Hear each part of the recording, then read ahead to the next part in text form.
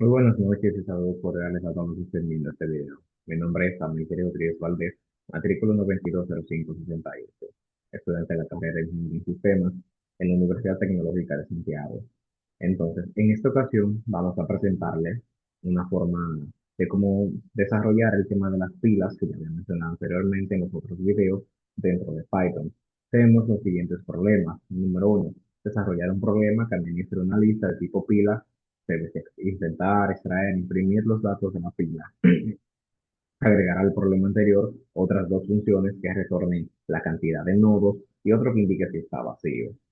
Y luego agregar otra función al programa desarrollado para administrar una pila que retorne la información del primer nodo de la pila sin borrarlo. Entonces, vamos a mostrarle de inmediato cómo conseguimos todo esto.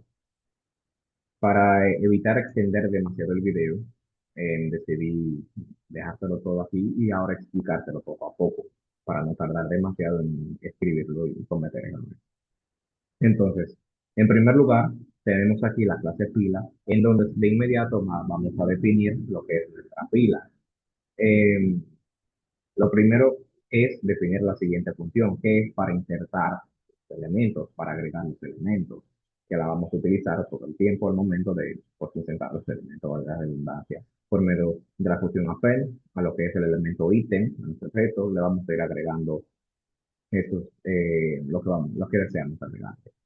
Tenemos aquí la función tope, que es lo que nos va a decir cuál es el elemento que quedó en la cima, recordándoles nuevamente que el tema de como dejamos el tema de las filas, que el último en entrar será el primero en salir. Entonces esto, gracias al menos uno que tenemos aquí, básicamente va a recorrer la lista de forma inversa para que ese último elemento que ya hemos añadido sea el primero que nos muestre. Donde nuevamente muestro aquí que en caso de que la lista no esté vacía, como ya aquí he creado esta función más adelante, en el que definimos si está vacío, retornamos la cantidad de elementos que hay, que es igual a cero. Así ya aseguramos que está vacío es igual a cero. Entonces, nuevamente repito, si no está vacía, nos va a tirar este último elemento. La siguiente función, como pueden ver, todos estos son súper fáciles. La siguiente función, size, para ver el tamaño, como nos pedía en el anterior problema, para ver el tamaño de la lista. Y luego aquí es donde nos va a imprimir todo lo que es la lista y las cosas que vamos a pedir más adelante. Aquí esto está un poquito decorado para que se vea un poquito más estético, en donde efectivamente definimos la función de imprimir. Si está vacío, evidentemente, imprimimos que la lista está vacía. De lo contrario, nosotros vamos a empezar a imprimir la lista, señalando claramente cuál es la cima.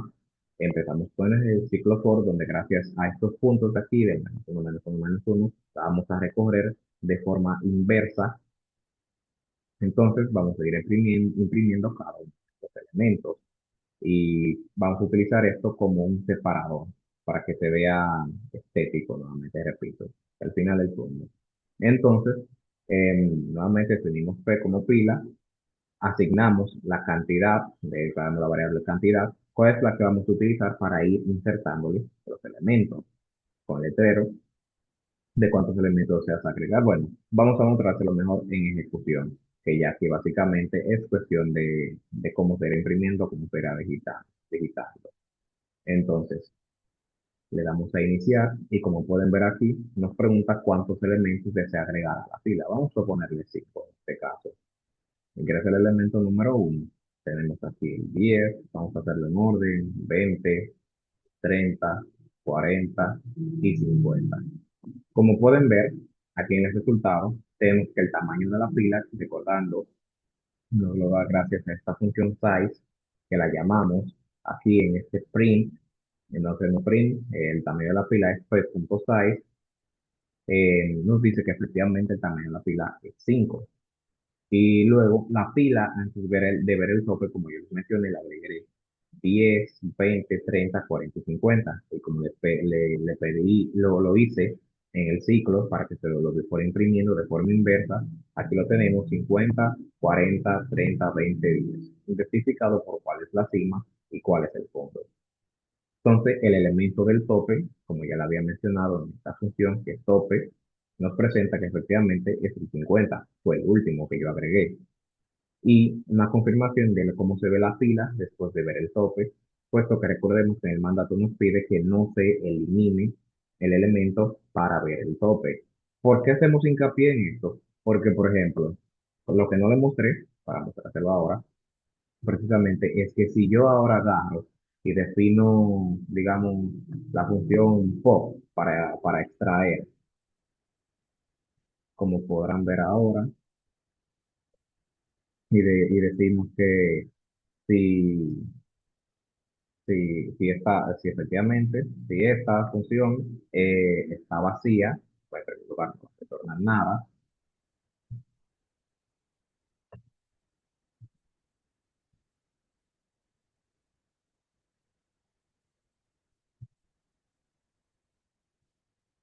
Ahora, en caso contrario, los vamos a poner que no se extraiga ese elemento. Va a ser básicamente lo mismo que tope, pero en este caso no se va a quedar ahí el elemento, lo va a sacar del filo, de la pila, quiero decir. Entonces, return punto item punto pop.